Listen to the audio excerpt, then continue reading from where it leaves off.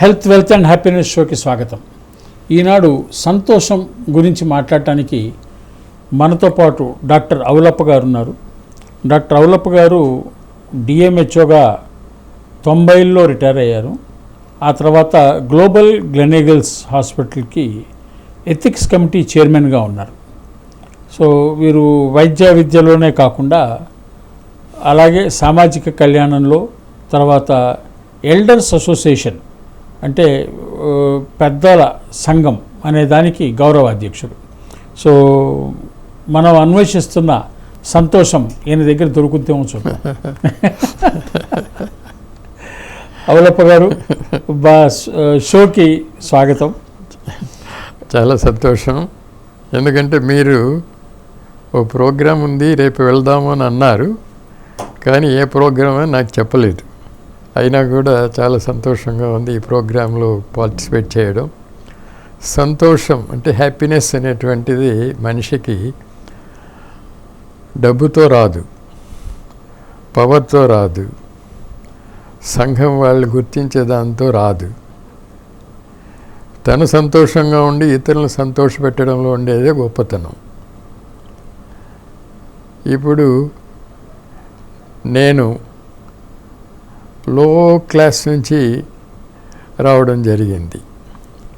Agricultural ఫ్యామిలీలో ఉండి మా నాన్న అమ్మగారు వ్యవసాయం చేస్తూ అక్కడక్కడ కూలి పనికి వేస్తూ నన్ను చదివించారు.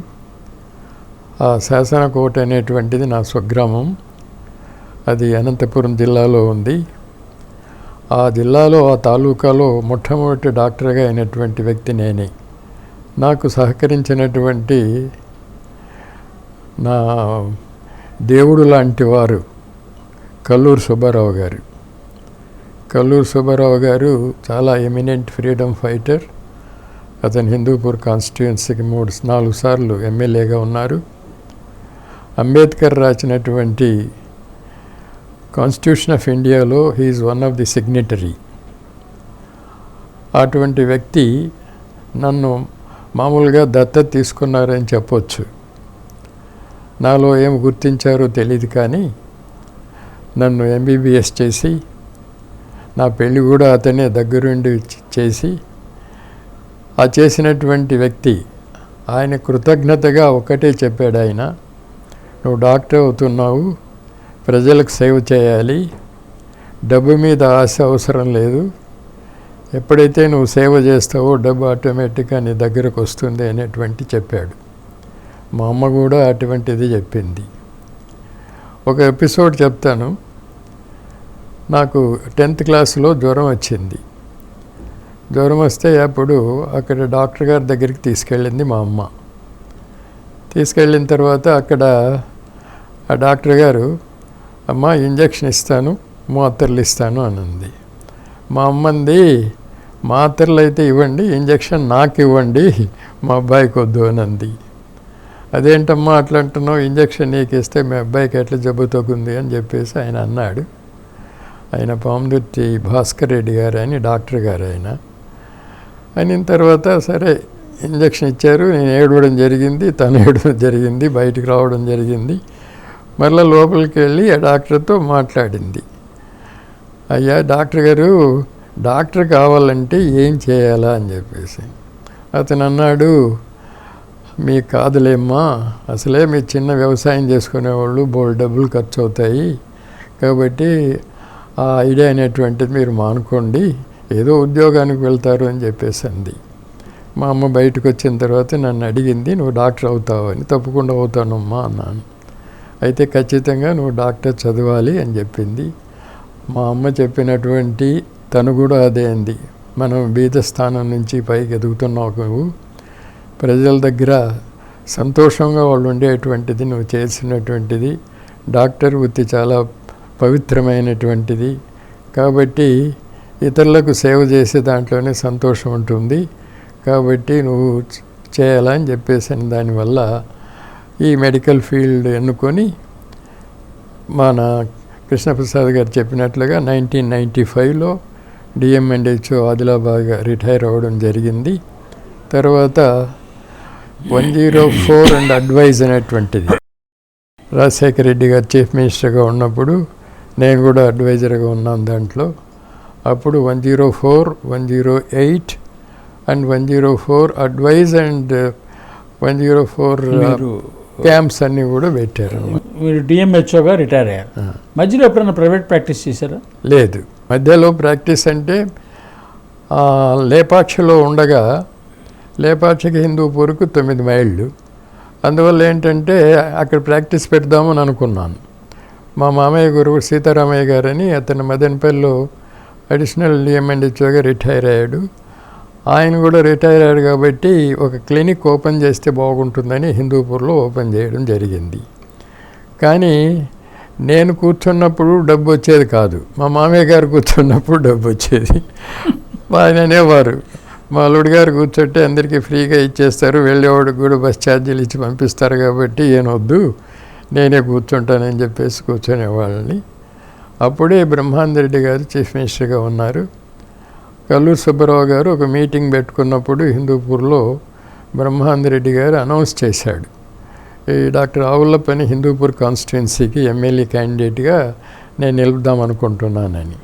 అందరూ సంతోషపడ్డారు. సరే, నేను బయటకు వచ్చిన తర్వాత చాలామంది ఫ్రెండ్స్ అన్నారు, రాజకీయం నీకు తగదు, రాజకీయాల్లో ఉండేటువంటివి పరిస్థితులు చాలా వేరు, నీ మైండ్ సెట్కి అది సరిపోదు కాబట్టి ఇప్పుడు వద్దు, రిటైర్ అయిన తర్వాత కావాలంటే అప్పుడు చూసుకుందు అని చెప్పారు. అప్పుడు మరలా హైదరాబాద్ వచ్చి బ్రహ్మానందరెడ్డి గారిని కలిసి, నా పరిస్థితులు కొంచెం బాగలేవు సార్ కాబట్టి నేను నిలబడును అన్నాను. అప్పుడు మా రిలేటివ్ సోమశేఖర్ అని ఒక ఆయన ఉన్నాడు, ఆయన ఎలక్ట్ చేశారు. ఆయన 65,000 ఓట్ల మెజారిటీతో ఎమ్మెల్యేగా గెలుపొంది మినిస్టర్ కూడా అయ్యాడు. మీకు రాజకీయ అవకాశం వచ్చిన మిత్రుల యొక్క సలహా మేరకు మానుకున్నాను. సలహా చాలా సంతోషం అనిపించింది. ఎందుకంటే ఇప్పుడు పరిస్థితులు, రాజకీయాలు చూస్తే, అప్పుడు రాజకీయాలు చూస్తే చాలా డిఫరెంట్గా ఉన్నాయి. రాజకీయం అనేటువంటిది అరిస్టాటిల్ చెప్పినట్లుగా it is a last resorts of the scoundrels అని. కాబట్టి ఆ రాజకీయాలు అనేటువంటిది దాన్ని పోకూడదనే ఉద్దేశంతో అప్పటి నుంచి రాజకీయాలు మానేసేసాం. ఎవరైనా రాజకీయాలు చేసినా కూడా దాంట్లో పార్టిసిపేట్ చేసేవాడిని కాదు. నా ఎంటైర్ 34 సంవత్సరాల సర్వీసులో నాకు సంతోషం కలిగింది ఏంటంటే, నేను ప్రజలకు సేవ చేయబట్టి వాళ్ళు నన్ను ఆదరించి ఎంతో సంతోషపెట్టారు. ఆ సంతోషం నాకు మిగిలింది. ఇప్పుడు నాకు 87 సంవత్సరాలు. ఒక ఉదాహరణ చెప్తారా? చెప్తాను. ఎందుకంటే నేను శ్రీకాకుళం డిస్ట్రిక్ట్లో ఉన్నప్పుడు నన్ను కొత్తూరు అనేటువంటి గ్రామానికి వేశారు. కొత్తూరు గ్రామానికి సివిల్ సర్జనా? అసిస్టెంట్ సర్జన్గా. అక్కడికి వెళ్ళిన తర్వాత ఆ ప్రైమరీ హెల్త్ అనేటువంటిది ఒక రూమ్ ఉంది. డాక్టర్ గారు క్వార్టర్స్ లేవు, చిన్న గుడిసె. ఆ గుడిసెలో ఒక నూలుకు మంచము ఒకటి ఉంది. బయటికి వెళ్ళాలంటే చెంబు పట్టుకొని వెళ్ళాల్సిందే. అటువంటి పరిస్థితుల్లో అక్కడికి వెళ్ళిన తర్వాత ఆ రోజు సాయంకాలం అక్కడ చేరాను బస్సులో.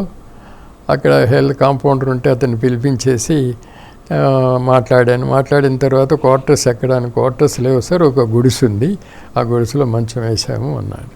సరే, ఆ రోజు ఆ గుడిసెలో పడుకున్నాను. ఆలోచన వచ్చింది, అరే అంత సొఫిస్టికేటెడ్ లైఫ్ లీడ్ చేసి అనంతపూర్లో చాలా ప్లేసెస్లో వర్క్ చేసి ఇక్కడికి వచ్చానే, ఇటువంటిది మళ్ళీ ట్రాన్స్ఫర్కి ట్రై చేసుకొని వెళ్ళిపోదామా అని అనిపించింది.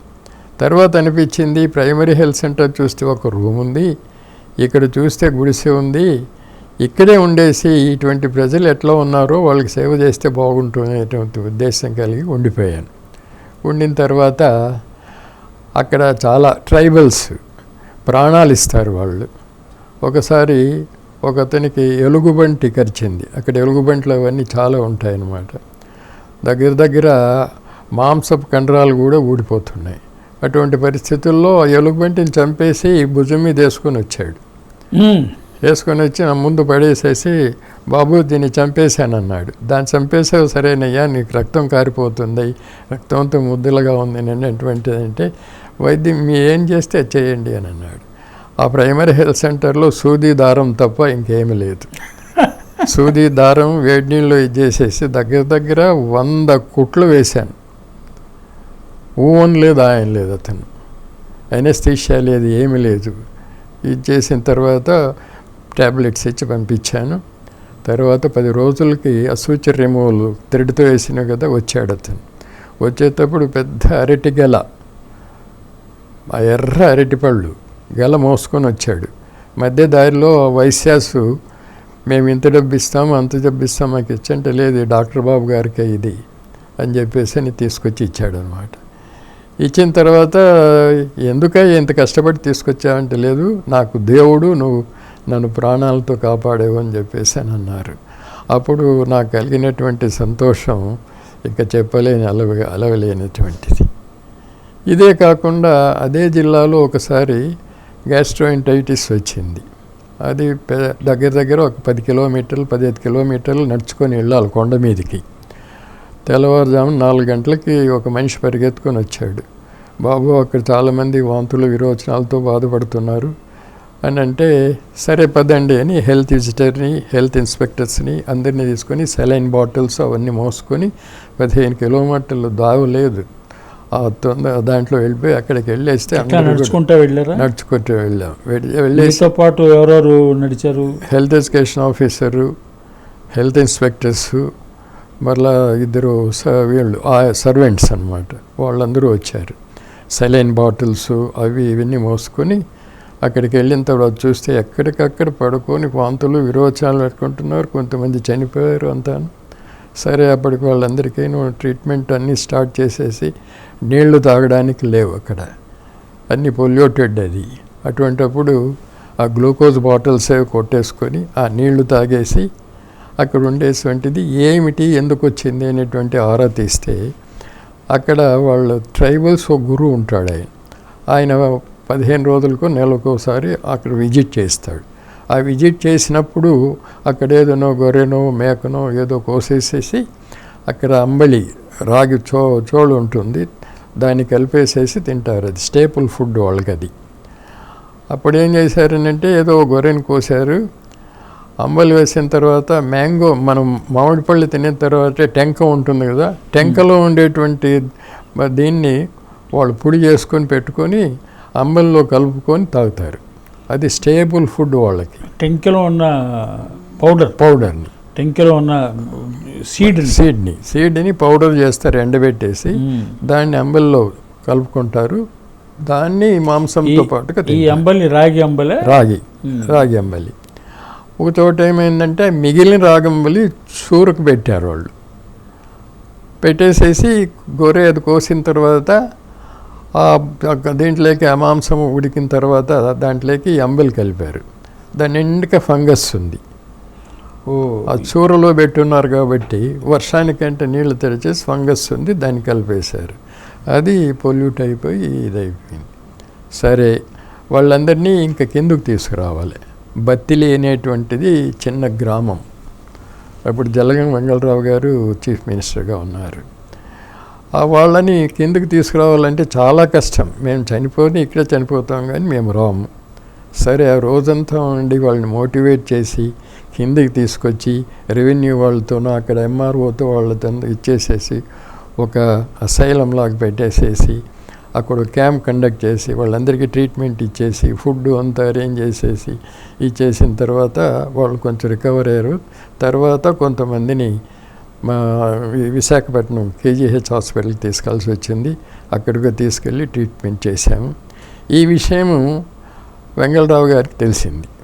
తెలిసిన తర్వాత అసెంబ్లీలో ఆ రోజు క్వశ్చన్ వేశారు. ఇక్కడ బత్తీల దగ్గర గ్యాస్ట్రోఎంటరైటిస్ వచ్చింది, చాలామంది చనిపోయారు, ఎవరు పట్టించుకోలేదని అంటే అప్పుడు చెప్పాడు ఆయన. ప్రైమరీ హెల్త్ సెంటర్ ఒకటి ఉంది కొత్తూరులో, అక్కడ డాక్టర్ ఉన్నాడు, నా పేరు కూడా చెప్పేసేసి అతను అక్కడికి వెళ్ళేసి 15 కిలోమీటర్లు నడుచుకొని వెళ్ళి ట్రీట్మెంట్ ఇవ్వడం కాకుండా వాళ్ళని కిందకు తీసుకురావడం అనేటువంటి గొప్పతనం. తీసుకొచ్చి వాళ్ళకి ట్రీట్మెంట్ ఇచ్చారు. కాబట్టి we have to appreciate the medical officer అన్నారు. నెక్స్ట్ డే అవన్నీ పేపర్లలో అంతా వచ్చింది. చాలామంది నాకు ఫోన్లు చేసేసి చీఫ్ మినిస్టర్ నేను అప్రిషియేట్ చేయడం చాలా సంతోషం. ఆ సంతోషం నాకు ఇప్పటికి కూడా మీరు చెప్పినట్లుగా అది important incident that I can remember every time. అంటే బీదలకు సహాయం చేస్తే వాళ్ళు ఎంత అఫెక్షన్ చూపిస్తారు. అండ్ ఆ రోజున మీ ప్రమేయం లేకుండానే మీరు చేసిన పనిని చీఫ్ మినిస్టర్ దాకా మోసుకెళ్ళింది. అంటే ఆ రోజున మనకి ఇవాళ ఉన్నట్టుగా మొబైల్ లేదు. ఆ రోజున ఫోటోలు తీయడానికి కెమెరాలు లేవు. మీకు ఫోన్ అంటే మీ ల్యాండ్ లైన్ కూడా నా ఉద్దేశం హైదరాబాద్ నుంచి రావాలంటే ట్రంకాలు ఎస్టీడీ కాలు ఉంది. చిన్న రూమ్ కదా అది. అప్పటికి ఎస్టీడీ బిగినింగ్ లో వచ్చింది. పోలీస్ స్టేషన్ లో ఒకటి ఉండేది. పోలీస్ స్టేషన్ లో ఎస్ఐ వాళ్ళందరూ చాలా ఫ్రెండ్స్ కాబట్టి ఏదైనా కాల్స్ వస్తే ఇమీడియట్ గా నాకు చెప్పేవాళ్ళు వాళ్ళే వెహికల్ పంపించేవాళ్ళు. రండి సార్ మీరు మాట్లాడండి అని. సరే అక్కడికి వెళ్ళి మాట్లాడేవాళ్ళం. అంటే మీకు అసిస్టెంట్ సివిల్ సర్జన్గా మీకు వెహికల్ కూడా లేదు. అది సమితి ప్రెసిడెంట్కి ఒక వెహికల్ ఉంటుంది. అది ఎప్పుడైనా అవసరమైతే ఉపయోగించుకోమని చెప్పారు. అది ఎప్పుడు సమితి ప్రెసిడెంటే ఉపయోగించుకునేవాడు కానీ మనకి ఇచ్చే అవకాశం లేదు. కాబట్టి అది తర్వాత దాన్ని అంటే ఈ ఇన్సిడెంట్ని ఎందుకని నేను లోతుగా మాట్లాడుతున్నానంటే ఆ రోజున ఏమీ లేని సమయంలో మీరు చేసిన కృషి గురించి అంటే కమ్యూనికేషన్ సిస్టమ్ లేనప్పుడు, మీ దగ్గర మొబిలిటీ లేనప్పుడు ఈ విషయాన్ని చీఫ్ మినిస్టర్కి యథాతథంగా తెలవటం, ఆ తర్వాత ఈ విషయం చీఫ్ మినిస్టర్ అసెంబ్లీలో చెప్పటం, ఇక్కడ చీఫ్ మినిస్టర్కి తెలవటము, చీఫ్ మినిస్టర్ చెప్పటంలో చీఫ్ మినిస్టర్ నిజాయితీ కరెక్ట్. ఆ నిజాయితీ ఉంది. కానీ అసలు చీఫ్ మినిస్టర్ దాకా చెప్పే అంశం చూసారా, మీ ప్రమేయం లేకుండా చెప్పటం. అప్పుడు దాని ఉద్దేశం ఏంటంటే వ్యవస్థలో కూడా నిజాయితీ ఉంది. ఖచ్చితంగా వ్యవస్థలో నిజాయితీ ఉంది. చీఫ్ మినిస్టర్కి ఈ సమాచారం చేరవేయటం అంటే బహుశా పోలీస్ వాళ్ళు లేకపోతే సమితి ప్రెసిడెంట్ ఎవరో వాళ్ళకి చెప్పి, ఆ పై వాళ్ళు రెవెన్యూకి చెప్పి, రెవెన్యూ వాళ్ళు చెప్పి, హెల్త్ సెక్రటరీకి చెప్పి, అంతే కదా చీఫ్ మినిస్టర్ చెప్పాలంటే ప్రొసీజర్. హెల్త్ సెక్రటరీ హెల్త్ మినిస్టర్కి బ్రీఫ్ చేస్తే health minister chief minister brief చేయాలి. ఇది పద్ధతి. మరి అంత బ్రీఫింగ్ జరిగింది అని అంటే నిజంగా వ్యవస్థలో ఆ రోజున పారదర్శకత, వ్యవస్థలో నిజాయితీ ఉందనేది మనం ఒప్పుకోవాలి. ఖచ్చితంగా.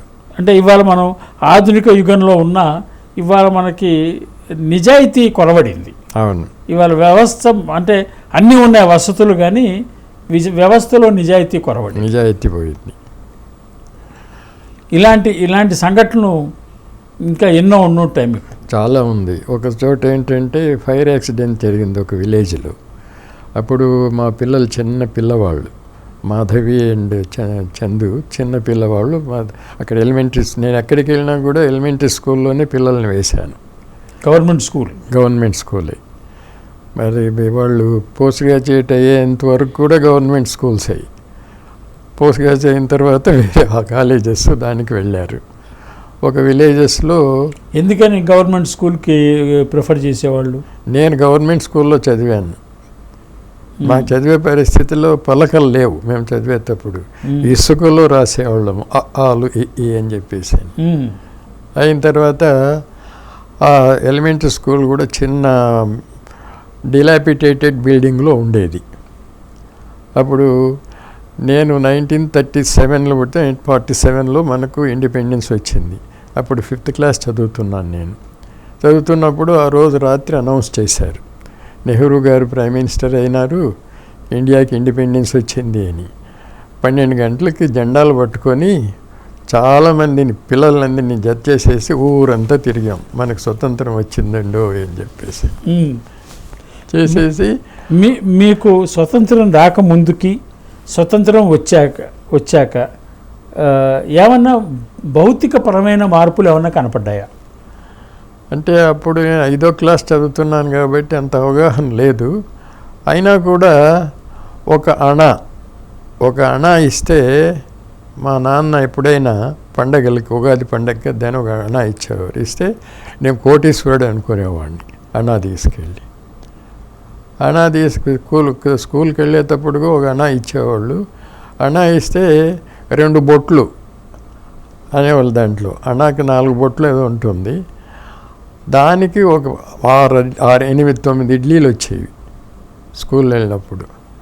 అంటే ఈ ఇన్ఫ్లేషన్ ఎట్లా ఉందని చెప్పడానికి.